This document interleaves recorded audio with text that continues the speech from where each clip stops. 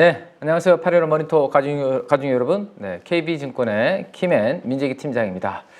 자, 오늘 또 근로자의 날로 주식시장은 휴장인 가운데 우리 가족 여러분들이 또 새벽에 미국 증시가 좀 하락을 해서 걱정이 많으실 건데요.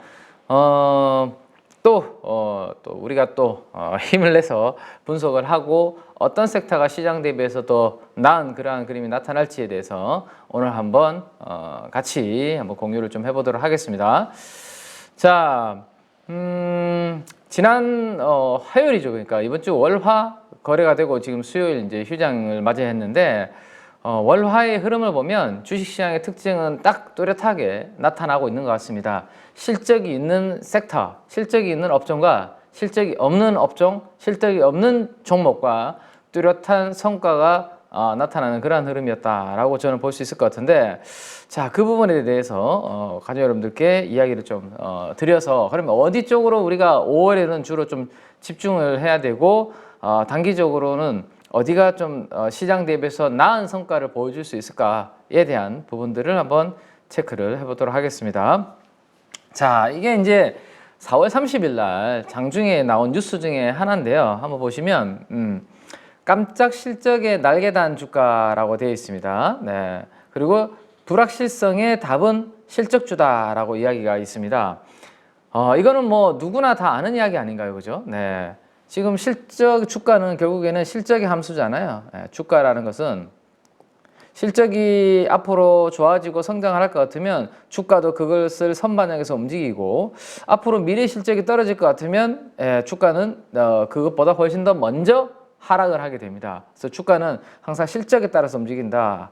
뭐 사실 우리나라는 K증시의 특징이 있기 때문에 K증시만의 특징이 있어서 실적만으로 움직이지 않고 다양한 요소들로 움직이는 경우가 정말로 많은데, 특히 미국 같은 경우가 그죠? 실적 발표하면 계단식으로 이렇게 한번 올랐다가 또 조용하다가 실적 발표하면 또 계단식으로 올랐다가 이렇게 많이 올라가죠. 그래서 미국이 훨씬 더 실적을 좀 잘 반영하는 시장이긴 한데, 우리도 그래도 제가 봤을 때 이렇게 변동성 있고 불확실한 상황에서는 실적이 좋을 수 있는 기업. 자, 그 다음에 우리가 1Q, 2Q, 3Q, 4Q 24년이라고 할까요? 24년? 네, 24년. 그리고 23년 4Q가 있을 거 아니에요. 그죠? 1분기, 2분기, 3분기, 4분기 이렇게 진행이 되는데, 언제 실적이 가장 중요할까요? 우리 투자자 입장에서. 네. 주식을 투자하는 입장에서 가장 중요한 때는 요 4분기 실적일까요? 한 해를 마무리하는 시점. 요거 아니죠. 네. 이거는 한 해가 끝나는 실적이기 때문에 요것보다는 요 1Q 실적. 네. 한 해가 시작되는 시점의 분기 실적 1Q가 제가 봤을 때는 가장 중요한 실적 중에 하나입니다. 왜? 1분기 실적이 좋으면요, 야, 앞으로 이 회사의 실적이 올해는 계속 좋아지는 그런 흐름이 될 수 있겠는데 라는 기대감이 커질 수 있고, 2Q, 3Q, 4Q의 실적에 대한 추정치를 애널리스트 분들이 리서치에서 이렇게 상향 조정을 시키게 되고요. 원래 1분기 실적에서 보신 것처럼 아시겠지만 1분기 실적이 좋아지는 기업은 연간 실적이 상향 조정이 될 가능성이 높습니다. 그렇기 때문에 4분기 실적, 지난 4분기 실적보다는 이번 1분기 실적이 앞으로의 흐름에 있어서 매우 중요한 부분이다. 그래서 1분기 실적이 잘 나오는 기업이 앞으로도 시장에서는 더욱더 각광을 받을 수 있다라는 부분들을 염두를 해두시고, 자, 그러면 실적이 지금 왜 더 중요한지에 대해서 간단하게 말씀을 한번 요 원리는 좀 드리도록 할게요. 오늘 새벽에 5월 1일 우리나라 시간으로 5월 1일이고 그 5월 1일 새벽에 미국 증시가 다소 큰 폭으로 하락을 했다라고 말씀을 드렸는데, 금리가 또 약간 튀어버렸습니다. 그죠? 네, 지금 보시면 일주일 동안의 흐름을 보시면 좀 안정적인 흐름을 보이면서 4.6% 정도까지 떨어지던 금리가 5월 1일 새벽에 마감된 미국 증시에서 4.68, 4.70 가깝게 이렇게 또 튀는 그런 모습이 좀 나와버렸습니다. 자, 금리가 튀면 이건 이제 FMC 회의를 앞두고 내일 우리가 뭐 아침에 일발장전 시간에 뭐 이런 이야기를 할 수 있고, 아니면 그 앞에 패널 분들이 또 많은 분들이 이야기를 하실 텐데, 파월 의장의 입을 지금 주목을 하고 있는 상황에서 지표들이 약간 금리를 자극하는 그런 지표들이 나왔죠. 그죠? 그러면서 지금 여기 보시면 US Employment Cost Rise More Than Expected라고 되어 있는데요. 인건비 같은 부분들, 제반적인 고용 비용들이 이게 올라가 버리니까 이거 물가가 또 쉽게 안 떨어지겠는데 좀 끈적끈적하겠는데 라는 생각이 생기면서 금리가 다시 위로 약간 튀는 그런 부분이 있었다라고 보시면 됩니다. 과연 그러면 이제 5월 2일 새벽에 파월 의장은 어떤 코멘트를 해줄 것인가? 네, 요게 이제 지금 중요합니다. 그래서 단기적으로는 그거에 따라서 변동성이 있을 수 있는데 그 변동성을 우리가 조금 이겨내려면 결국에는 실적이라는 부분들을 파악해서 실적이 좋아질 기업을 사면 그래도 그 변동성을 좀 줄일 수 있고 그 변동성 내에서도 상대적으로 퍼포먼스가 잘 나올 수 있는 그런 업종과 섹터, 테마가 된다라고 이해를 해주시면 될 것 같고, 자, 금리가 조금 전에 좀 튀었다라는 말씀을 드렸는데 빨간색이 이 레이트잖아요, 그죠? 인터레스트 레이트, 이게 금리입니다. 금리가 이렇게 올라가는 구간을 한번 보시면 파란색은 PER입니다. PER. 금리가 이렇게 올라가게 되면 시장에서 PER은 이렇게 후하게 쳐줄 수가 없고 뚝뚝 떨어지는 그러한 그림이죠. 네, 그죠? 대신에 금리가 이렇게 떨어져 준다라면 지금 사람들이 왜 금리 떨어지기를 기다리겠어요? 금리 떨어져야 우리가 나가는 대출이자도 떨어지니까 내가 쓸 수 있는 돈도 여유가 생기고, 그렇기 때문에 금리 떨어지는 실물 경제에 영향도 있겠지만 금리가 이렇게 떨어져 줄 때 시장에서는 뭘 더 준다? 주식에 대한 멀티플 프리미엄을 이렇게 더 주기 때문에 똑같은 10,000원을 벌더라도 금리가 높을 때는 10배밖에 못 주지만 금리가 이렇게 떨어지면 몇 배 줍니까 이거? 예, 왼쪽이죠? 5배 주다가 어디까지 갑니까? 40배까지 가네. 10배 주다가 30배, 40배까지 줄 수 있는 게 바로 금리가 하락할 때 이러한 주식시장의 금리와 PER의 관계이기 때문에 많은 사람들이 지금 금리를 좀 내려가기를 기대를 하고 있는 거죠. 자, 문제는 근데 금리가 아직 안 떨어지고 있잖아요. 그리고 금리가 좀처럼 지금 떨어지기 쉽지 않은 상황을 만들어주고 있고 5월 2일 날 새벽에 파월 의장이 금리에 대한 이야기를 긍정적으로 상방을 막아주는 이야기를 해준다라면, 요 금리의 분모가 더 이상 안 움직인다라면 최근에 올라갔던 좀 성장주들 있죠? 금리 인하 기대감으로 먼저 땡겨놓고 주가가 올라갔던 기업들이 요즘 좀 잘 못 움직이잖아요. 대표적으로 누가 있죠? 반도체 섹터입니다. 네. 반도체 섹터가 조금 가는 듯 하다가 요즘 약간 주춤하고 있는 이유가 금리 인하 기대감을 먼저 반영해서 HBM이라는 부분들, 뭐 이런 AI 반도체라는 부분들로 성장을 많이 땡겨놨는데 금리가 좀처럼 안 떨어지니까 더 이상 여기에서 멀티플을 막 더 땡기기는 좀 쉽지 않은 그런 환경이죠. 그렇기 때문에 요 위에 있는 숫자가 있어야 된다는 거죠. 이게 뭐죠? 미래에 벌어들일 이익.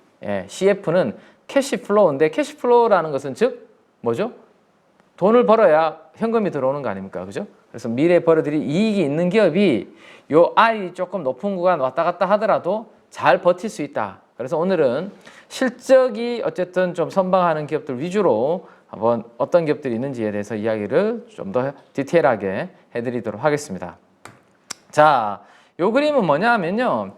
자, 우리가 이제 매출이 있고요, 기업이. 그 다음에 매출 원가를 빼고 나면 매출 총이익이라는 게 있고, 여기에서 뭐 비용을 제외하고 나면 판관비 같은 것들 제외하면 영업이익이라는 게 나오죠. 네. 영업이익에서 또 영업이익 비용 뭐 이런 것들 제외하고 나면 세금도 내고 하면 순이익이라는 게 나옵니다. 근데 순이익에는 약간 특별적인 이런 부분들도 비용이라든지 이익이라는 부분들이 반영이 되다 보니 저는 이제 그 부분과 다르게 그 부분이 반영이 되지 않는 순수하게 기업이 장사를 해서 벌어들이는 영업이익을 가지고 저는 주로 밸류에이션들 계산을 하고 있고, 그 다음에 영업이익이 좀 성장하는 기업, 영업이익이 또 감히 줄어드는 기업, 이렇게 저는 참고를 하고 있거든요. 그래서 오늘 영업이익의 변화율을 가지고 어떤 기업이 그러면 최근 1개월 동안 영업이익의 변화율이 좋은 방향으로 있었냐 아니면 안 좋은 방향으로 있었냐, 이걸 한번 체크를 해보도록 하겠습니다. 자, 먼저 영업이익 변화율이 긍정적으로 움직인 섹터 1개월 동안입니다. 최근 1개월 동안 영업이익률이 상향 조정이 된 섹터는 어디가 있을까? 업종은 지금 보시는 것처럼 왼쪽에 제가 그래프와 변화율을 다 그려놨는데요. 디스플레이 패널이 57% 영업이익 변화율이 있었다라는 거고, 그 아래쪽으로 쭉 순서대로 이렇게 정렬을 해놨습니다. 자, 이 중에서도 우리가 집중해서 공부할 쪽 몇 가지를 카테고리를 한번 빼보면, 자, 일단 디스플레이 패널은 워낙 LG 디스플레이라는 종목이 차지하는 비중이 크기 때문에 요거는 그렇게 저는 깊게 공부하지 않습니다. 네. 자, LG 디스플레이 패널이 보시면 조금 전에 그래프에서 보시는 것처럼 1개월 동안 영업이익 변화율이 상향 조정이 됐다라고 말씀드렸잖아요, 최근에. 그죠? 그러니까 LG 디스플레이, 그 힘든 LG 디스플레이가, 그죠? 예. 어렵죠. LG 디스플레이 숫자 나오기 어려운 기업이잖아요. 근데 최근에 보시면 여기가 언제냐? 4월 16일이네요. 그죠? 4월 16일 날 바닥에서 또 다소 좀 거래량이 많이 터진 음봉이 나왔는데, 그 음봉을 밟고 올라선 이후로 지금 주가가 우상향의 트렌드를 그리고 있습니다. 9,950원이 그 음봉의 시가네요. 자, 여기를 밟고 올라서고 난 다음에 주가는 어쨌든 우상향의 트렌드를 이렇게 그리고 있습니다. 그죠? 자, 그 이유 중에 하나가 LG 디스플레이의 영업이익이 최근 1개월 동안 좀 상향 조정이 되었어 라는 그런 부분들의 기대가 좀 반영이 되고 있다 라고 보시면 될 것 같습니다. 지금까지 보시면 꾸준하게 21선 밑에서 우하향했는데 처음으로 지금 약 보름 동안 뚫고 올라오는 그런 그림이 나타나고 있죠. 근데 그래서 좋은데, 자, 뭐 외국인들도 지금 매도가 이제 멈추고 약간 매수로 최근에 돌아서고 있고, 그죠? 기관들도 매도가 멈춘 모습 나쁘지 않습니다. 수급도. 근데 LG 디스플레이라는 기업의 특성상 이게 과연 OLED 패널, 그다음에 LCD 패널을 가지고 꾸준하게 안정적인 수익을 낼 수 있을까? 그런 부분을 감안했을 때 싼 거, 그러니까 밸류에이션이 많이 떨어져가지고, 밸류에이션이 많이 떨어져가지고 싼 거는 맞는데, 이거를 참 접근하기가, 트레이딩하기가 참 만만치 않다는 거죠. 지금 보시면 올해 기준으로 0.75배잖아요. PBR이. PBR이 0.75배입니다. 이게 과연 싼가? 앞으로 수익성이 잘 나오고 돈을 잘 벌면 괜찮은데, ROE 올해도 마이너스, 그죠?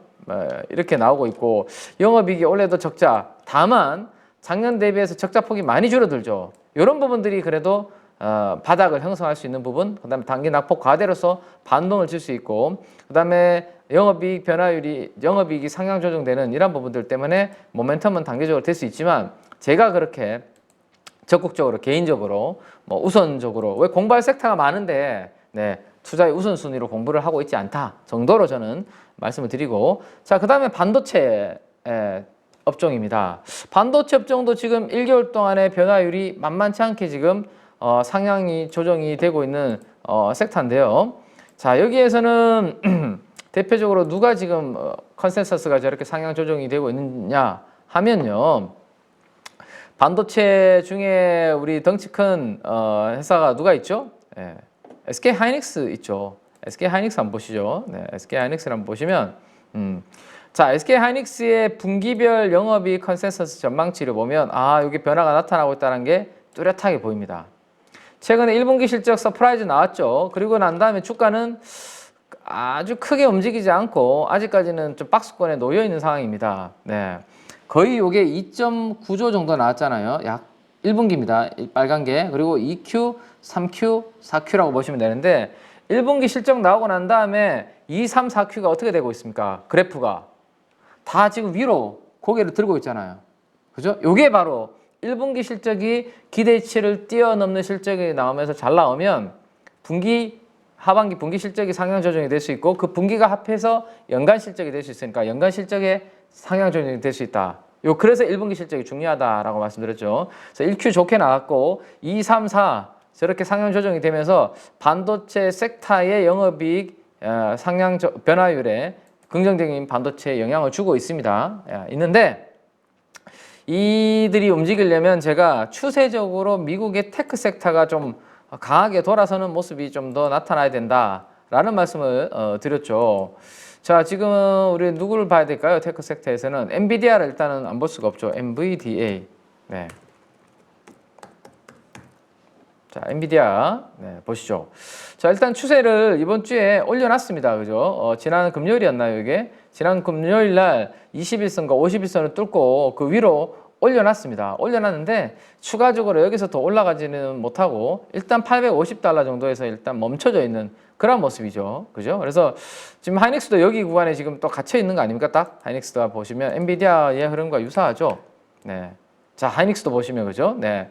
21선 아래로 떨어져서 그 밑으로 더 떨어지진 않지만 여기에서 치고 올라오지 못하고 아직까지는 머리 위에 20일이라는 이동평균선의 심리적 저항선을 18만 원에 두고 있고 약간의 기간 조정을 보이고 있습니다. 엔비디아가 만약에 저기를 고점을 돌파해서 올라오는 그러한 그림이 나타난다? 그럼 어떻게 될까요?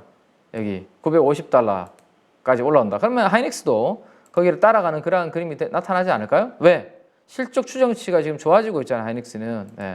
그러니까 나쁘지 않죠. 근데 지금 일단 미국의 테크 섹터가 약간의 방향성이 좀 정체된 상황이고, 거기에다가 이제 지금 수급을 한번 보세요. 외국인들이 이틀 연속 하이닉스에 대해서는 별로 관심이 없습니다. 하루 들어왔다가 또 쉬죠. 결국에는 미국의 이 달러를 한번 볼까요? 오늘 새벽에 어떻게 됐나? 다시 지금 106.4까지 올라갔잖아요. 달러가 다시 강세로 움직여 버렸잖아요. 제가 방송 초입에 미국의 금리가 위로 튀었다라는 말씀드렸고, 금리가 튀니까 돈의 가치인 달러 인덱스가 지금 위로 전고점을 돌파해서 이번 주 일주일 동안에 전고점을 돌파해서 위로 튀어버렸잖아요. 자, 이렇게 되면 미국의 달러는 강세요. 우리나라 원화는 약세가 되니까 외국인들이 시가총액 대형주를 사기에는 조금 만만치 않은 그런 흐름이죠. 그러다 보니까 삼성전자, 하이닉스는 외국인들이 좀 사줘야 주가가 움직일 수 있는 덩치인데 그런 환경이 아니다라는 겁니다. 자, 그래서 요거는 이 반도체 섹터에서는 그러면 제 개인적으로는 어디를 보고 있느냐라는 것을 하나 말씀을 드리면, 반도체 섹터에서는 그러면 제가 개인적으로 조금 보고 있는 쪽은 어디냐, 우리 가족 여러분들한테 늘 최근에 강하게 강조드리고 있는 것 중에 하나가 저는 SSD 쪽을 이야기를 좀 많이 드리고 있다라는 말씀을 드렸습니다. 그죠? 이미 한참 됐죠. 제가 주간지 시황에서 이 SSD를 주목을 해야 된다라는 이야기를 한참 됐고, SSD 낸드 관련된 종목이 TSE, 그죠? 비중이 높은 종목을 TSE라고 말씀드렸고, 최근에 TSE는 다른 반도체 관련주도 대비해서 훨씬 더 강하게 움직이는 그런 모습이 나타나고 있습니다. TSE 한번 보시죠. 자, 시장과 다른 모습이잖아요. 지금 우리 코스피와 코스닥이 이렇게 전고점으로 신고가를 가는 모습인가요? 아니잖아요. 그러니까 지수는 갇혀 있지만 이런 종목들이 있다니까요. 이런 종목들을 우리가 미리 좀 공부를 해서 해둔다면 충분히 초과 수익을 시장보다는 조금 나갈 수 있는 그런 부분이 된다. 그 중에 하나가 제가 반도체 내에서도 낸드 쪽이 상당히 지금 좋아지고 있고, 그 중에서도 SSD를 계속 주목을 해야 된다라는 말씀을 드렸습니다. 왜? AI 데이터 센터에서는 이 스토리지 확충이 지금 본격화되고 있는데 저장하는 부분들이 훨씬 더 데이터가 많이 형성이 되고 있고, 그 수많은 데이터들을 저장할 수 있는 부분들에 대한 중요성이 부각이 되고 있는데, 그래서 SSD의 풍기 현상이 만들어지고 있다. 그래서 특히 이 SSD, 엔터프라이즈향, 기업용 SSD 이런 이슈들이 지금 만들어지고 있다. 자, 그래서 이 자료를 도대체 제가 우리 가족 여러분들한테 언제 보여드렸죠? HDD와 SSD의 차이를 제가 비교해 드린 게 언제였습니까? 이미 한참 전입니다. 한참 전. 그죠? 그래서 SSD의 중요성을 말씀드렸던 것 중에 핵심은 이 중에서 왜 HDD에서 SSD로 바뀌냐? 데이터 센터가 전력에 대한 소모가 엄청나게 많은데, 그러면 적어도 낮은 에너지 소비량을 보여주는 SSD가 훨씬 더 좀 장점이 부각이 될 수 있다. 그래서 고성능 컴퓨팅과 같은 이런 AI 데이터 센터에서는 SSD의 적용이 조금 더 증가할 수 있다라는 것을 요 표를 가지고 제가 비교를 해드렸었고, 자, 이거는 이제 어떤 의미냐 하면 토탈 코스트라는 겁니다. 내가 이것을 가졌을 때, 이것을 채택했을 때 총 들어가는 비용이 얼마인지를 나타내는 건데, HDD 대비해서 SSD가 토탈 코스트가 무려 46%나 그죠? 로이어 줄어든다라고 합니다. 요런 요소들을 다 더해봤을 때, 그죠? 다 더해봤을 때 HDD를 썼을 때 2.6인데 솔로다임에 SSD를 하니 1.4밖에 안 나온다. 그래서 무려 50% 가깝게 TCO라는 총 비용이 토탈 코스트가 감소한다. 그러면 어떤 걸 쓰는 게 맞는 거예요, 지금? 안 그래도 전기요금 많이 나가는데 그죠? 이거 채택하는 것보다 이거 채택하는 게 훨씬 더 유리한 거 맞죠? 자, 그 다음에 최근에 이제 여러분들께서 지난 화요일 날인가요? 30일에 삼성전자의 컨퍼런스 콜에 요약된 내용들을 보신 분들은 아시겠지만 제가 관심이 있었던 내용 중에 하나는 요거였습니다.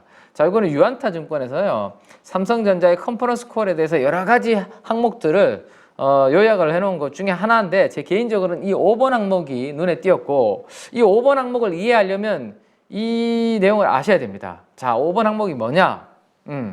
AI가 진화하면서 학습 추론에서 SSD 공급 요청이 접수 중이다 라고 이야기를 하고 있잖아요. 그죠? 예. 파라미터 수가 뇌세포라고 생각하시면 됩니다. 뇌세포 수가 엄청나게 증가하는 것에 비례해서 성능이나 데이터 저장 공간에 대한 니즈가 증가를 하는데 이거 하려면 결국에는 뭐가 돼야 된다는 거죠? SSD 수요가 증가하고 있고 초고용량의 SSD 이런 부분들로 대응해 나갈 것이다 라고 하고 있습니다. 그래서 결론적으로 밑에 보시면 SSD의 출하량은 전년비 대비해서 80% 무려 증가하고 그 다음에 SSD 앞에 QLC라는 게 붙어 있는데 이 QLC SSD는 상반기 대비해서 하반기에 무려 3배가 증가한다잖아요.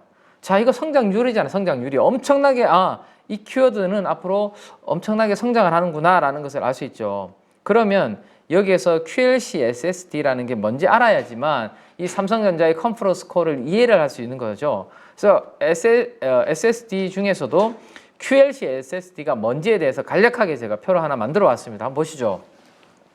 자, TLC가 있고요. QLC가 있습니다. 앞에 있는 T가 뭐냐 하면 트리플입니다. 트리플. 네. 트리플. 여기 Q는 뭐냐 하면 쿼드입니다. 쿼드. 네. 자, 셀 하나당 저장할 수 있는 비트 수가 얼마나 많으냐를 가지고 이게 이제 분류가 되는 건데 지금 보시는 것처럼 TLC SSD라는 것은 이게 레벨 셀이거든요. 레벨 셀입니다. LC는. 자, 셀당 저장 비트 수가 3개랍니다. 그죠? 근데 QLC는 셀당 저장할 수 있는 비트 수가 4개랍니다. 셀당 그럼 저장하는 비트가 많으면 많을수록 좋은 건데. 그죠? 그 다음에 저장 밀도 한번 보시죠. 저장 밀도가 이 TLC보다 더 높다랍니다. 훨씬 더 저장할 수 있는 밀도가 높다. 가격은 비싸고 저렴하다고 합니다. 그럼 가격 싸는데 저장 밀도 높지, 셀당 저장 비트 수는 더 많지. 당연히 QLC SSD에 대한 수요가 증가하는 부분이 이해가 이제 되는 거죠. 자, 그래서 셀 비트당 저장량이 많은 낸드가 지금 훨씬 더 인기를 끌고 있는 그런 상황인데 오른쪽으로 갈수록 네, 지금 보시면 셀당 저장하는 것이 훨씬 더 많아지죠. 네, 요거 보시면 요거는 뭐 2개밖에 없는데, 그죠? 요거는 4개 있고, 이거는 몇 개예요? 8개고, 이거는 더 수많은 것들을 이렇게 더 저장할 수 있는 이런 부분들이 되는 거죠. 그래서 오른쪽으로 갈수록 지금 시장에서는 훨씬 더 좀 접목이 많이 되고 있다. 셀 비트당 저장량이 많은 QLC가 수요가 일어나고 있고, 그래서 삼성전자의 컨퍼런스 콜에서 SSD 출하량 앞으로 증가하는데 그 중에서도 QLC SSD가 상반기 대비해서 하반기에 3배나 증가한다 라고 이야기를 한 겁니다. 자, 그러면 왜 제가 이 표를 여러분들께, 그죠? 주간 찐시장마다 제가 이 표를 가지고 데이터 센터 밸류 체인을 우리가 잘 봐둬야 되고, 그 중에서도 SSD 키워드가 들어있는 종목들이 주도주가 될 수 있다라는 이야기를 제가 이미 한참 전부터 계속 해드렸습니다. 이 표 아마 딱 보시면 여러분들 기억나실 겁니다. 그죠? SSD가 들어가 있는 거, 대표적으로 뭐죠? 한양디지텍과 삼화전기잖아요. 네. 한양디지텍과 삼화전기라고. 네. 이 기업들에 대한 이야기를 계속 말씀을 드려왔고, 이 회사들은 자, 낸드 쪽 비중이 높은 TSE가 신고가를 이렇게 가고 있는데요. 마찬가지입니다. 한양디지텍도 신고가 가죠. 그 다음에 또 누가 있죠? 조금 전에 우리 봤던 삼화전기는 지난 금요일 날 거래량이 폭발적인 거래량이 터졌습니다. 위에 신고가 가면서 또 이렇게. 자, 우리가 공부했던 게 벌써 언제예요, 이게. 그 시장에서는 이런 부분들을 이미 알고 있는 사람들이 이쪽으로 열심히 지금 트레이딩을 하고 있다라는 것을 여러분들께서 이해를 하셔야 되고, 자, 지금 테크 섹터 내에서도 전통적인 반도체는 전체적으로 좀 주춤하고 있는데 이들이 주목되고 있는 이유는 결국은 전력에 대한 이슈입니다. 예. 데이터 센터가 많이 증가를 하고 AI 데이터 센터는 훨씬 더 전력에 대한 소모가 많은데 이 전력에 대한 소모를 좀 감소시킬 수 있는 그런 부품과 소재, 대표적으로 콘덴서죠. 콘덴서는 영어로는 캐패시터라고 이야기를 합니다. 자, 요 회사죠. 요 회사. 삼화전기. 예. AI 데이터 센터향 SSD의 수요가 많이 올라온다라는 것은 이 이야기를 드렸고, 이 수요가 폭발적으로 올라오고 있는 가운데 여기에 전력을 효율적으로 관리해 줄 수 있는 부품과 소재가 수요가 많이 올라오고 있는데 그 중에서 대표적인 게 바로 이 콘덴서라는 부분입니다. 콘덴서. 그래서 AI SSD향 콘덴서는 마진도 당연히 더 좋을 수밖에 없고, 그 다음에 또 뭐가 좋죠? 네, 마진이 좋다는 이야기는 평균 판매 단가도 당연히 높기 때문에 훨씬 더 거기서 수혜가 되고 있다라고 보시면 될 것 같네요. 자, 거기에다가 삼화전기는 코퍼레이트 데이를 연다라고 이렇게 또 발표를 했습니다. 전액 콘덴서 전문기업 삼화전기라고 이렇게 표현이 되어 있는데, 전액 콘덴서 관련된 기술적인 부분은 또 나중에 제가 한번 여러분들과 한번 같이 공부를 해보도록 하겠습니다. 자, 5월 8일 날 이런 것들을 한다라고 하니까 무슨 기대감이 생겼을까요? 왜 갑자기 그러면 삼화전기가 저런 기관 투자자들을 대상으로 기업 설명회를 진행을 할까라고 생각을 한다라면, 수요가 제가 우리 SSD 뭐 이런 부분도 수요가 올라온다. 그래서 여기에 AI SSD향 콘덴서에 대한 수요도 올라온다라는 말씀을 드렸습니다. 아까 삼성전자 컨퍼런스 콜에서 뭐라고? 출하량이 80% 성장하는데 뭐 관련된 부분들이 하반기에는 3배나 더 올라올 거다. 자, 그러면 야, 이거 캐파 증설하는 거 아니야? 그죠? 네. 캐파 증설에 대한 기대감이 제가 봤을 때는 지난 화요일 날, 어제죠. 그러니까 어제 반영이 된 게 아닌가라는 게 제 개인적인 생각입니다. 자, 그렇다면 자, 밸류에이션도 이제 막 좋아지고, 이제 밸류에이션도 그렇게 비싸지 않은데, 한번 보시면 이제 금요일 날 많이 올랐네요. 그죠? 20% 오르는 바람에 시가총액이 4천억대로 이제 뛰어올라 버렸습니다. 시가총액 4천억대로 뛰어올랐는데, 내년도 기준으로 이 회사 벌어들이는 이익이 얼마예요? 올해가 아니라 내년도 428억을 예상을 하고 있습니다. 근데 지금 보시면 4천억이잖아요. 그러면 PER 기준으로, 내년도 영업이익 기준으로 10배 정도 수준이기 때문에 밸류에이션으로 보면 그렇게 비싸다라는 느낌은 아직은 안 들어요. 그래서 가지고 계신 분들은 여전히 저는 이익을 극대화하면서 끌고 가시는 거는 괜찮다라는 게 제 생각이고, 자, 기관들 중에서는 약간 수급이 엇갈리는 모습은 나옵니다. 보험과 사모펀드는 샀는데 연기금과 투시는 또 주가가 많이 올라오니까 약간 파는 그런 흐름이 나왔습니다. 자, 그렇다면 대응을 어떻게 해야 되냐? 지금 안 올라온 거 아니고 이미 방금 말씀드렸던 그러한 스토리로 인해서 주가가 2만 원에서 7만 원까지 주가가 올라왔습니다. 그죠? 올라왔기 때문에 자, 여기에서는 가지고 있는 분들은 좋은데 실적 이익을 극대화하는 건 괜찮은데 그래도 기술적으로 체크는 해야 됩니다. 자, 높은 위치에서 대량 거래가 지난 화요일 날 터졌잖아요. 270만 주, 그죠? 그러면 적어도 단기간에 이 양봉의 시가는 깨지 않아야 된다. 그 가격은 58,500원입니다. 58,500원. 만약에 여기를 음봉으로 이렇게 깨고 내려와 버린다. 짧은 기간에 종가 기준으로. 그러면 삼화전기 단기간에 이거 기대치가 많이 반영이 돼서 일단 가격 조정이나 기간 조정 좀 받을 수 있겠구나 라는 생각을 가지시면서 일단은 비중을 좀 줄여놓고 나중에 다시 좋은 위치에 오면, 그죠? 다시 한번 접근하는 그런 부분으로 전략이 필요하고, 만약에 이 58,500원이라는 가격을 대량 거래 터진 양봉을 안 깬다. 그러면 추세는 좀 살아있기 때문에 약간 더 좀 이익을 극대화해봐도 되는 그런 전략으로 대응을 하시면 좋을 것 같아요. 네, 마찬가지. 네, 여기 있는 종목들 마찬가지입니다. 이수페타시스도 화요일날 다시 좀 4만 원 돌파 시도가 나오고 있고, GNC 에너지도 아직까지 나쁜 그런 그림 아니고, 그죠? 선희 시스템은 한번 흔들었다가 지금 거기에서 지금 좀 멈춰져 있는 상황이고, 자, 사막 콘덴서는 수급이 아직까지 조금 엇갈리는 그런 모습입니다. 사막 콘덴서. 네. 사막 콘덴서는 아직까지 전장용 콘덴서에 대한 기대감이 아직은 더 큰 상황인데, 네. 자, 사막 콘덴서 지금 보시면 고점에서 변동성이 지금 조금 큰 모습인데요. 그 이유는 수급이 약간 엇갈리는 모습이 나타나고 있어요. 네. 자, 연기금에서는 매일 지금 사고 있죠. 한 10거래일 연속으로 사고 있습니다. 근데 사모펀드에서 이틀 연속 투신해서 이렇게 주가가 올라오니까 약간 차익 실현이 나오다 보니까 고점에서 더 진격하지 못하고 약간 주춤하는 그런 모습들이 나타나고 있는데, 이 사마 콘덴서도 데이터 센터양 슈퍼 캐패시터 콘덴서 관련된 부분들에 대한 내용들이 있습니다. 그래서 그런 부분들이 좀 부각이 되면 저는 사마전기처럼 모멘텀을 좀 받지 않을까라는 생각인데, 아직까지는 그것보다는 전장용 콘덴서 쪽으로 시장이 좀 주목을 하고 있고, 단기적으로 주가가 올라오니까 수급이 좀 매도가 좀 나오고 있기 때문에 약간의 전고점 돌파한 자리에서 기간 조정을 좀 보이고 있는데요. 어떠한 그림을 만들어낼지 한번 좀 봐야 되지 않을까 싶네요. 자, 추세도 이렇게 연결을 해보면, 그죠? 아직까지는 추세 하락 구간 정도가 아직 완벽하게 돌파 안 됐고, 짧은 기간으로 추세를 그렸을 때는 이번에 이 양봉이 추세를 좀 돌파한 그런 그림을 만들어냈죠, 그죠? 네. 뭐 이렇게 요 관련된 표 안에 있는 종목들은 그래서 계속 관심 있게 우리 가주 여러분들께서 공부를 좀 하셔야 된다라고 말씀을 좀 드리겠고, 마지막으로 하나 섹터 이제 정리를 또 해드리면, 자, 여기에서 우리가 조선 이야기 많이 했고, 그죠? 그 다음에 화장품 있죠? 화장품. 자, 조선도 사실은 원래 여기에 있던 섹터입니다. 여기 있는 섹터가 뭐냐 하면 1개월 동안 영업이익률이 변화가 하향 조정이 된 기업입니다.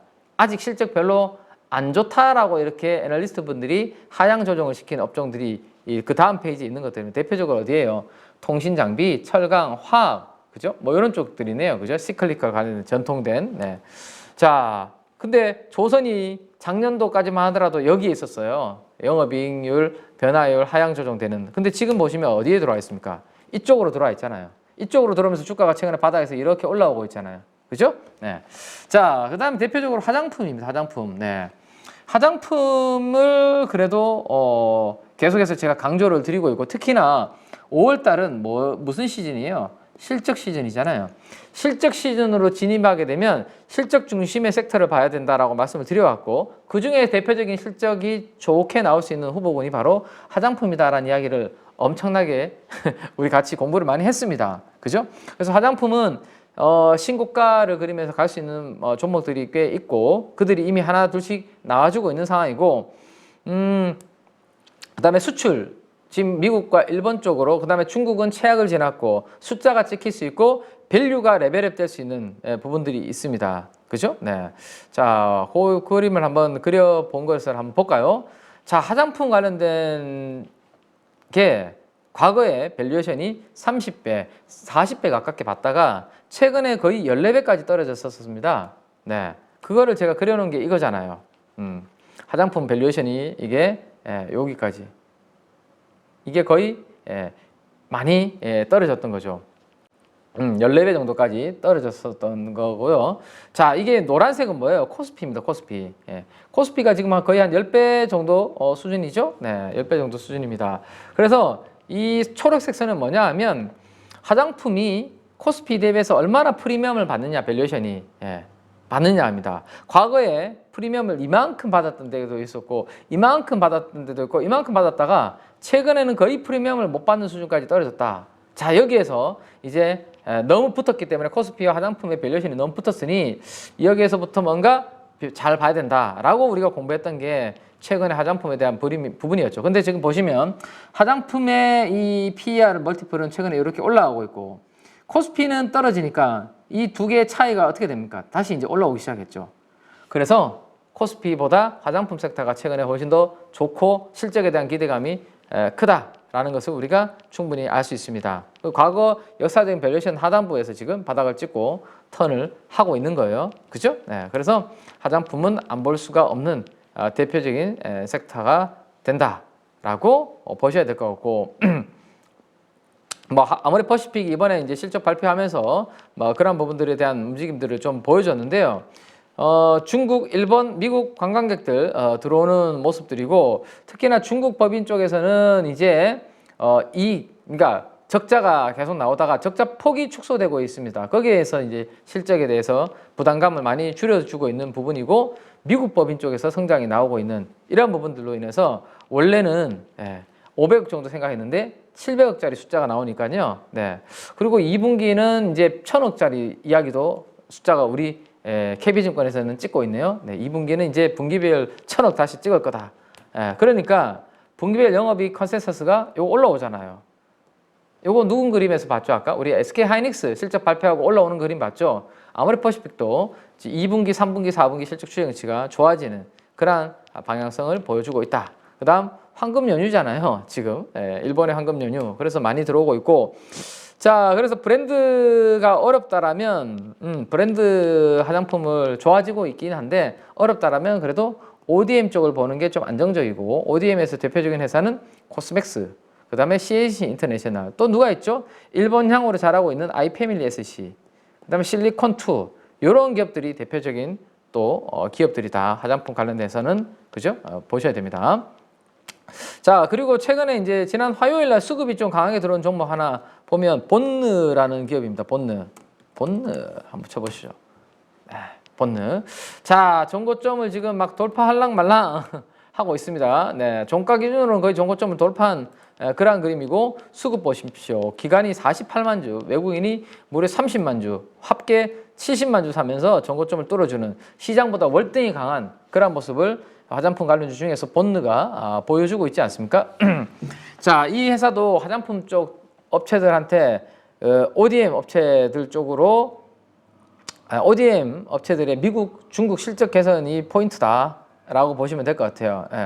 미국향 수출의 숫자가 지금 잘 성장을 하고 있기 때문에 이 회사에 대한 기대치가 조금 올라오고 있다라고 보시면 될 것 같습니다. 코스RX라든지요, 그 다음에 조선미녀라든지 이러한 기업들이 인디 뷰티 브랜드들인데 이들이 막 확대되고 많이 늘어나고 성장하면서 수혜를 볼 수 있는 대표적인 기업이고, 본느는 이제 한 60%, 70%가 미국향으로 지금 수출을 하고 있는데, 지금 미국 쪽으로 수출에 대한 데이터들이 많이 지금 늘어나고 있는 그런 부분들이 있죠. 그래서 고객사 늘어나고 있지, 수출 미국 쪽으로 증가하고 있지, 실적이 그래서 좋아지는 그런 기대치가 있는 대표적인 화장품 관련주 중에 또 하나가 바로 본느다라고 그렇게 이해를 해 두시면 될 것 같습니다. 자, 여기까지 한번 정리를 좀 해드렸으니까 요걸 한번 다시 한번 보시면요. 네, 화장품 말고라도 실적이 이제 영업이익 변화율이 상향 조정되고 있는